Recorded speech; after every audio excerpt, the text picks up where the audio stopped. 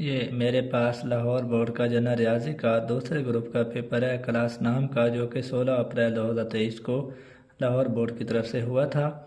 और वही तर्ज का पेपर है। इस पेपर को मैं आपके लिए सॉल्व करूंगा। जनरल रियाजी का यह पेपर है 8 ग्रुप के लिए। तो इसमें आपको पता है कि सवाल नंबर 1 जो होता है वो ऑब्जेक्टिव होता है, मारूजी तर्ज का होता है।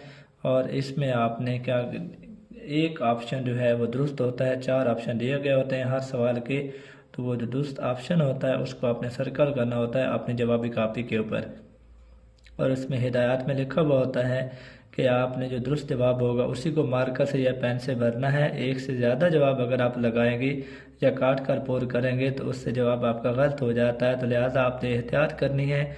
जो दुरुस्त जवाब होगा उसी के गिर्द आपने दायरा लगाना है, उसी को आपने सर्कल करना है अपनी जवाबी कापी के ऊपर। इसके अलावा आपने किसी और ऑप्शन के ऊपर निशान नहीं लगाना। किसी किस्म का भी अगर आप निशान लगा देंगे तो अगर आपका वो दुरुस्त भी होगा तो वो गलत तस्वर होगा।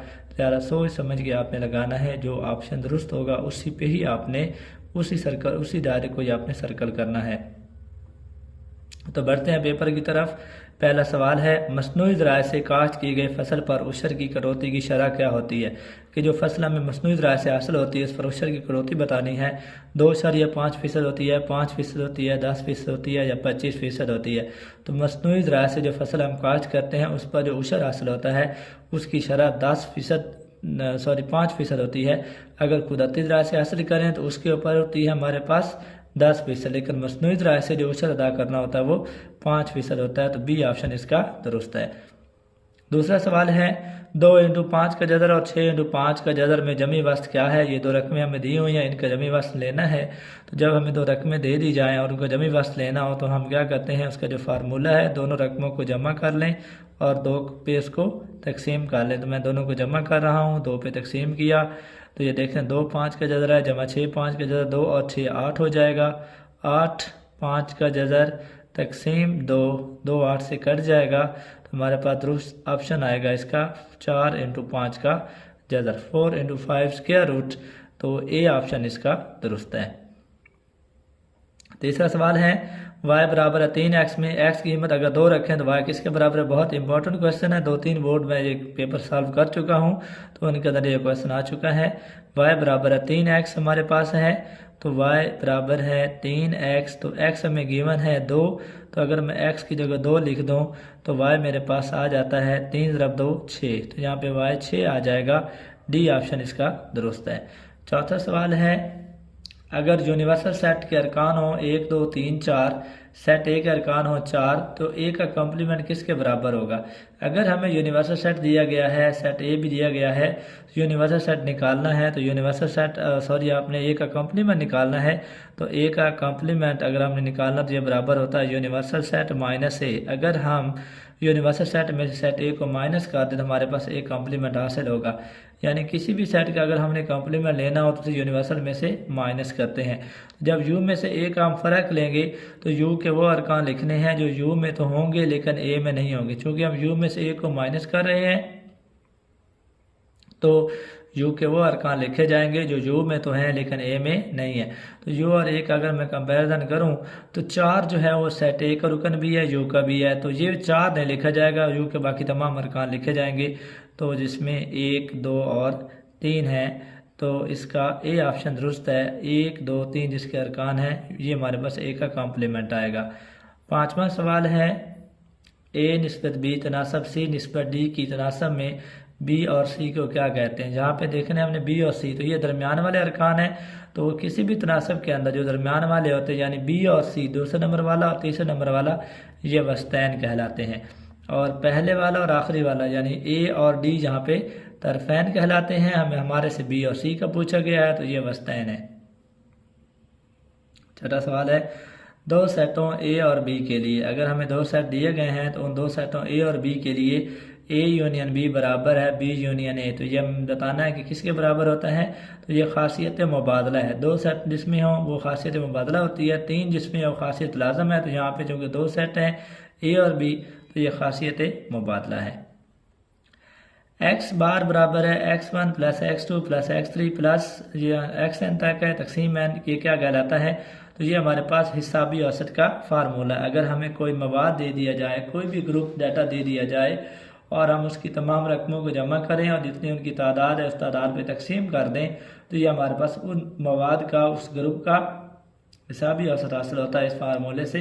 तो ये हिसाबी औसत का फार्मूला है, बी ऑप्शन इसका दुरुस्त है।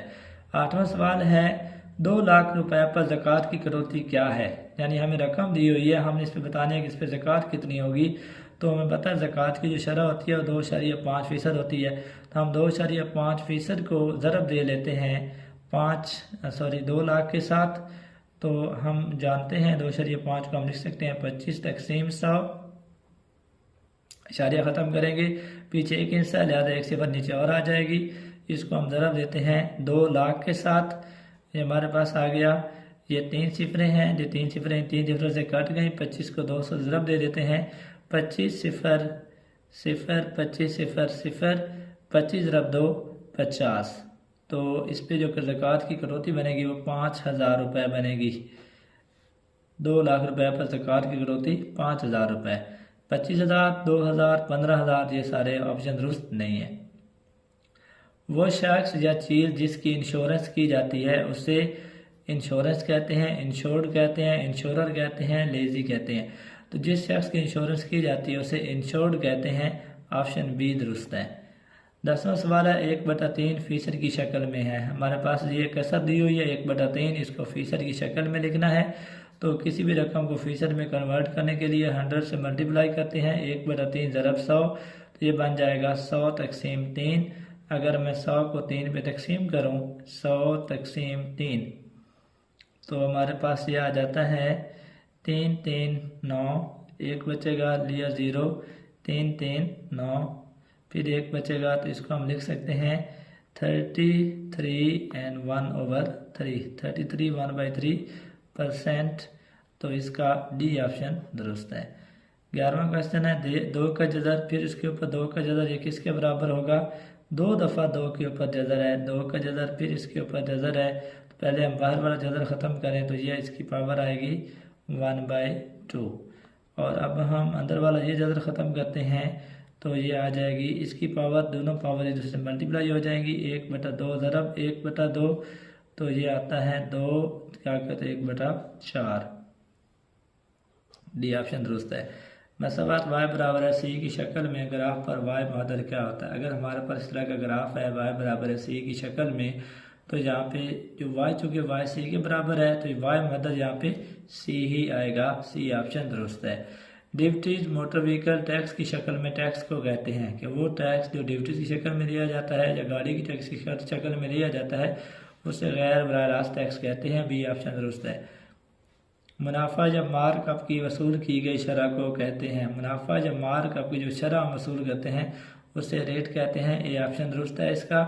वो टैक्स जो तमाम काबिल टैक्स आमदनी पर लगाया जाता है वो कहते हैं, जितनी भी काबिल टैक्स आमदनी होती है जो टैक्स उस आमदनी पर लगाया जाता है उसे सेल टैक्स कहते हैं, बराह रास्त टैक्स कहते हैं, इनकम टैक्स कहते हैं या एक्साइज ड्यूटी कहते हैं।